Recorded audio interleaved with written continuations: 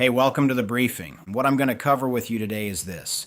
Before the storm hits, steer around the debris contract trap. There's a quiet point before storm recovery becomes public. The county still looks ready. The plan is on file. Public Works is checking equipment. Emergency management is watching the forecast. Procurement knows the emergency process. Finance knows documentation will matter later. The public information officer can prepare language if the storm turns. From the outside, the operation looks like it has the pieces. That quiet point is where the trap can form. The failure does not always begin when a road is blocked or when residents start calling. It can begin earlier when the county confuses a familiar plan with a protected recovery route. The storm may be the visible threat, but the preventable trap may sit underneath the response. Contractor availability, debris monitoring, procurement readiness, finance documentation, field crew capacity, elected official pressure, resident communication, and public trust, all tied together before the first limb hits the ground. Strategic evasion is the tool for that kind of moment. It is not avoidance. It is not fear. It is not refusing responsibility because the storm has not arrived yet. It is route discipline. It is the leader saying, I can see a predictable trap forming. The objective still matters, and we need to change the path before the trap owns the operation. The route changes. The objective does not. In this case, the objective is public access, safe debris removal, defensible documentation, field crew protection, accurate public communication, and recovery trust. Public sector leaders know this pressure because the work is visible even when the constraints are not. Residents see the blocked road, not the procurement file. They see the pile at the curb, not the monitoring process. They hear a public update, then compare it to the street outside their house. That is not unfair. That is public service. The public experiences the outcome, not the internal sequence that was supposed to produce it. A debris contract trap is not a small administrative concern. It can become the hidden driver behind slow recovery, uneven clearing, weak documentation, strained crews, unclear resident updates, and elected official escalation. Effort may be real, but effort alone does not prove control. I have learned to respect this quiet exposure. A plan can be reasonable when it is built, and too thin when the environment changes. Familiar routes reduce anxiety, and they say, we have done this before. That confidence may be earned, but it can also make leaders late when it stops checking whether the route still protects the objective. Let's put this into the county. Darren is the Public Works Director for a coastal county with inland rural roads, low-lying neighborhoods, older drainage corridors, and several areas that collect vegetative debris after major storms. He works with emergency management, procurement, finance, resident services, the county manager's office, and the PIO. Public Works may be the most visible department after the storm, but debris recovery crosses the whole county operation. Storm season has started, and a named storm is being tracked. The forecast is not final, but the county is inside the cone. That uncertainty creates hesitation. Move too early and people may say the county is overbuilding a problem that might not hit. Move too late and the county may discover the debris route is thin while residents are already calling. That is the exact leadership window where strategic evasion has value. The normal preparation work is moving. Public Works is checking chainsaws, loaders, fuel, barricades, radio traffic, crew assignments, and priority access routes. Emergency management is watching activation levels. The county manager wants readiness updates. A commissioner asks whether road clearing will be faster than the last event. Resident Services is preparing for call volume. The PIO is drafting pre-storm language. Everything looks active, and because it looks active, it can feel protected. But Darren asks a different question. He is not only asking whether the county can respond to the storm. He is asking whether the debris recovery route can carry pressure after impact. Response readiness and recovery protection are not the same thing. A county can prepare crews and still have a contract trap. It can stage equipment and still have a monitoring gap. Darren sees the warning signs. The county has a prior debris removal agreement, but it may not be strong enough for a regional event where nearby jurisdictions compete for the same contractor capacity. The monitoring role is understood in concept, but not clearly assigned for the first day of field activity.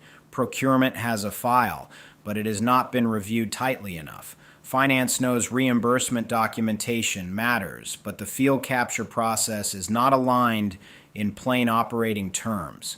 Public Works assumes outside support can be activated after impact.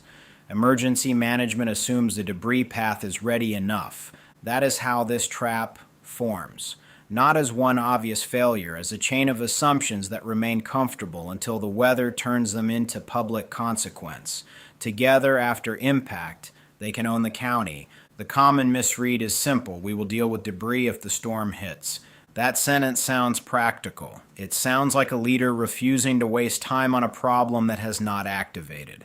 It sounds like disciplined patience, especially when crews are busy, budgets are tight, forecasts are uncertain, and every department already has more work than capacity. Nobody wants to spend energy solving a debris problem that might never materialize. That is why the misread survives. The better read is not about predicting every branch that may fall, and the better read is asking what recovery trap is already visible if debris does hit. If the storm affects multiple counties, contractor availability may tighten. If debris movement starts before monitoring is clear, documentation may weaken. If procurement is forced to solve after residents are already asking for clearing, the route may bend under pressure. If finance gets involved after fieldwork starts, reimbursement confidence may drop. If resident services has no clear status language, call center pressure increases. If public messaging promises a recovery speed the route cannot support, public trust becomes the cost carrier. That is not overthinking. That is forward read. Strategic evasion depends on that forward read. The leader is not trying to control the storm. The leader is trying to control the county's exposure to a predictable recovery trap. Not every risk deserves a route change. Not every concern is a trap. But when the trap is visible, consequential, and avoidable, waiting for impact is not discipline. It is exposure with a calmer voice. The first instinct still deserves respect. Staying with the current plan feels reasonable because the county has experience. Public Works knows the roads. Emergency management understands activation. Procurement has used emergency authority before. Finance has supported past reimbursement work. The elected body expects visible action, not pre-event process debate. But simple preparation can become expensive recovery if the route is thin. The problem is not only debris. The deeper failure point is debris route readiness under public pressure. The county may have people, equipment, history, and effort. What it may not have is a protected path connecting contractors, monitoring, procurement, documentation, field priority, resident communication, and elected official reporting before the event turns those pieces into one operating demand. Now follow the two paths. The intended path sounds clean. The county tracks the storm. Public Works prepares crews and equipment. Emergency management monitors impact. Procurement waits for activation. Finance prepares to support the file. The PIO drafts public messaging. The storm hits. Debris appears. The county activates support. Roads get cleared, documentation follows, reimbursement is pursued, residents receive updates. That is the version everybody wants to believe because it sounds orderly. The trap path is different. The storm shifts closer, and nearby jurisdictions start reaching for the same contractors. The county's debris agreement is not as ready as leaders assumed. Monitoring ownership is still unclear. Public Works begins clearing what it can because roads need attention now. Procurement is asked to move quickly after damage is already visible. Finance starts asking for documentation after work is underway. Resident Services begins receiving calls from neighborhoods that want a timeline. The county manager needs a briefing. Elected officials need language. The public update has to say something, but the recovery route is still catching up. That is the moment where work can be happening and control can still be weak. Trucks may be moving, crews may be clearing, staff may be answering phones, leadership may be briefing, but the county is no longer steering as cleanly as it should. It is discovering the route while driving it. That is one of the most expensive forms of public sector delay because everyone can see the outcome while staff are still trying to build the operating picture underneath it. Darren does not need a dramatic shutdown to steer around the trap. He needs route clarity before impact. Which contract can be activated? Which vendor availability has actually been confirmed? Which monitoring role is assigned before field activity starts? What does finance need captured from day one? What procurement requirement must be protected before the storm? Which public works routes come first if debris is widespread? Who gives resident services the current language? Who briefs the county manager? What trigger tells the county to shift from normal readiness into the alternate debris route? Strategic evasion is not just noticing the trap. It has to produce an alternate path. If Darren only says, "I am worried about debris," he has created concern, not control. If he says the debris route is exposed because contractor availability, monitoring, procurement, and documentation are not aligned, and this is the route we will use if the storm enters warning status. Now the county has something operational to work with. The difference is ownership. Vague concern leaves everyone waiting. A defined route lets people move. Public Works knows what field priorities are protected. Procurement knows what needs review. Finance knows what documentation must start with the work. Emergency management knows the activation trigger. The PIO knows what not to overpromise. Resident Services knows what to tell callers. Look at the consequence chain. If the county stays on the familiar route, the first consequence is contractor exposure. If the storm affects a region, the county may need support at the same time. Neighboring jurisdictions need the same capacity. The easy phone call before impact becomes one call among many after impact. The second consequence is monitoring confusion. Field crews may begin movement before the monitoring process is clean enough to support later documentation. The third consequence is procurement pressure. Instead of protecting the path before the event, procurement gets asked to solve under resident, field, and elected official pressure. The fourth consequence is finance exposure. The reimbursement file may have to be built from records that were not captured cleanly at the start. That is not a finance problem alone. It is a route problem that finance inherits later.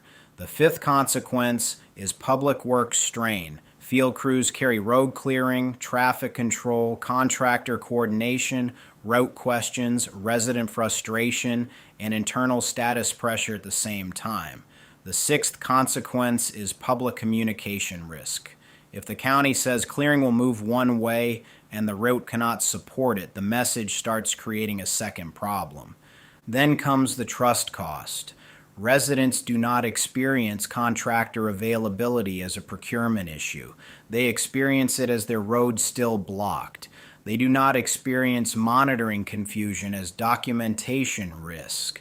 They experience uneven clearing and unclear timing. They do not experience internal handoff gaps as separate departments. They experience one county that either knows what it is doing or appears to be catching up in public. That is why debris recovery is a public trust issue, not just a public works issue. It touches field crews, finance, procurement, emergency management, resident services, the county manager, and elected officials.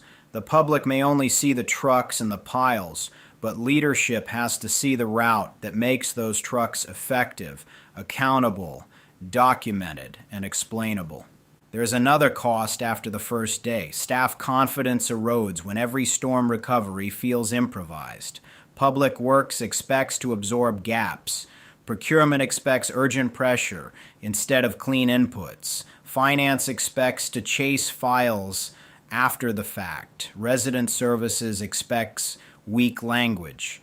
Over time, the organization normalizes recovery friction that should have been preventable. That is what strategic evasion is trying to interrupt. It does not make storms clean or remove uncertainty. It gives the leader a way to steer around a known trap before the trap becomes the organizer of the operation. The tool is useful here because the timing is right. If debris is already blocking critical routes, the county may need immediate stabilization. If a specific obstacle is already stopping recovery, the county may need redirection. If there is an immediate public safety threat, the county may need direct intervention. But before impact, when the trap is visible and still avoidable, strategic evasion is the correct kind of move. The leader can say the storm may or may not hit us, but the debris route is exposed enough to protect now. That is not panic. That is a better read. The objective is not to activate everything too early. The objective is to remove avoidable exposure from the route before timing, public visibility, and resident need compress the county's options. At recognition level, the tool asks the leader to look for the forming trap, test what happens if it activates, choose the exposure to avoid, define the alternate route, and name the signal that triggers reassessment. That is not the full paid process, and it should not become the whole course in a podcast. But even at this level, the leadership posture changes. The leader is no longer asking only, are we prepared? The leader is asking, what part of our recovery route is not protected enough for the pressure it may have to carry? That question changes the meeting. It pulls the conversation out of general readiness and into route discipline. It stops debris from being treated as a future cleanup task and starts treating it as a recovery system with public consequence. Strategic evasion is not a license to avoid hard responsibility. Weak evasion says, this could be hard, so let us dodge it. Strategic evasion says this objective matters, and the current route creates avoidable exposure. So we are going to protect the objective with a cleaner route. That is a different standard. The leader does not abandon recovery. The leader protects recovery before the storm tests it. This is where the larger direct action system matters. CSA is the read. It helps the leader see what is actually happening before the next action gets built on weak ground. In Darren's case, CSA is not just asking whether the county is watching the storm. It helps widen the read to debris history, contractor exposure, monitoring gaps, procurement risk, finance documentation, public works capacity, resident access, elected official pressure, and public trust consequence. Without that read, the county may see only weather readiness while missing recovery exposure. Deepen is problem navigation. Once CSA clarifies the situation, Deepen helps the leader choose the right move through the problem. Strategic evasion fits because the trap has not fully activated. The storm has not hit. The road is not blocked. The phones are not overloaded. The county still has space to change route. If that timing changes, the strategy may need to change too. A forward read can age. Pro sharpens the risk picture. If Darren mishandles the route decision, what could be damaged? Public trust, budget confidence, reimbursement support, field crew credibility, staff capacity, elected official confidence, and service reliability. Those risks show up in calls, meetings, records, overtime, public comments, and future budget pressure. Pro helps the leader respect the cost before the cost spreads. ACE matters when the county has options. Should it confirm contractor availability now? Should it stage a monitoring assignment? Should it tighten public messaging? Should it set different triggers for watch status, warning status, and post-impact assessment? Should it reserve certain crew capacity for priority access routes? ACE helps compare the choices instead of treating the first comfortable route as the only route. TMC matters once the route changes. A better route that is not communicated cleanly becomes another failure point. Who owns vendor confirmation? Who owns the monitoring handoff?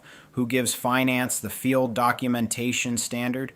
Who tells resident services what language to use, who briefs elected offices, who updates the PIO before public language goes out.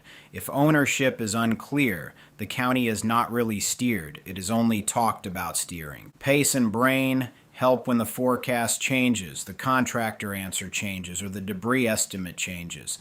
Pace protects the backup path.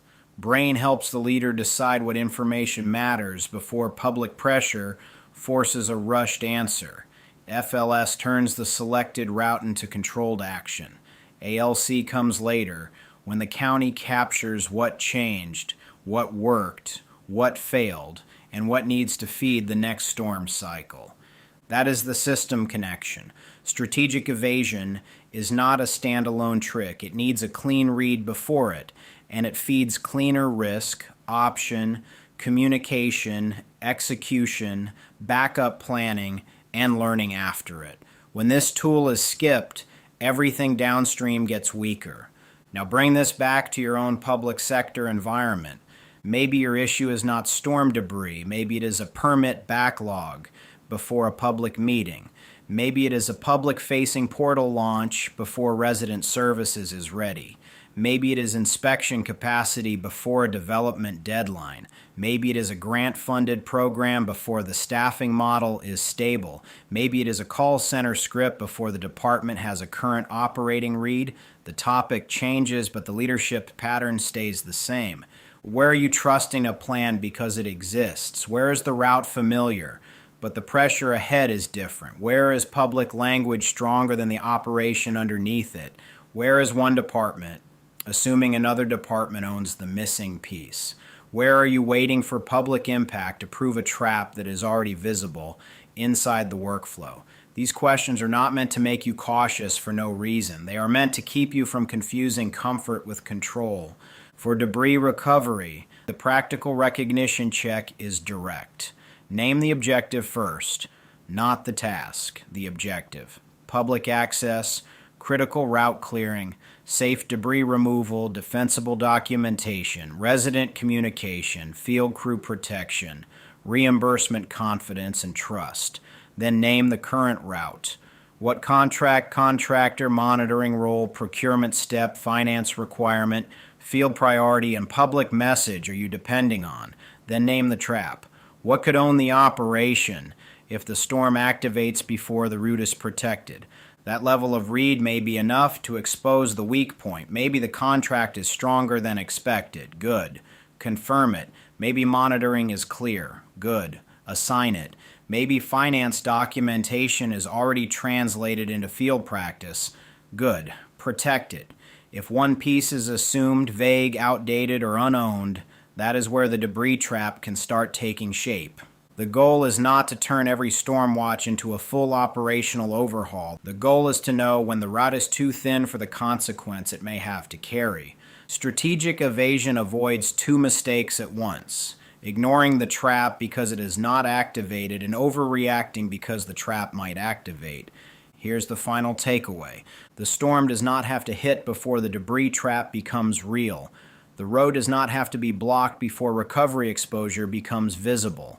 The phones do not have to overload before the communication gap becomes obvious. The reimbursement file does not have to fail before the documentation weakness matters. The commissioner does not have to call before the public trust risk exists. A disaster plan can be useful and still not be a protected recovery route. A prior contract can matter and still not guarantee current capacity. A public works crew can be capable and still be overloaded by a weak cross-department handoff. A public message can be calm and still overpromise if the route underneath it is not stable. Those are the distinctions a public sector leader has to hold. Before the storm hits, do not only ask if the county is preparing. Ask what trap the recovery route is already showing. Ask what objective must stay protected. Ask what exposure can be avoided before public need compresses the county's options. Ask who owns the alternate path. Ask what trigger tells the team to reassess. That is strategic evasion in practical public sector terms. The leader's job is not to defend the familiar plan. The leader's job is to protect the public recovery objective. If the forward read says the route is carrying the county toward avoidable exposure, steer before the trap owns the operation. When you're ready to go deeper with this tool, go to www.direct-action-system.io/course-directory. Open the course directory. Find the course tied to decision execution and problem navigation and start there. Thanks for listening to the briefing.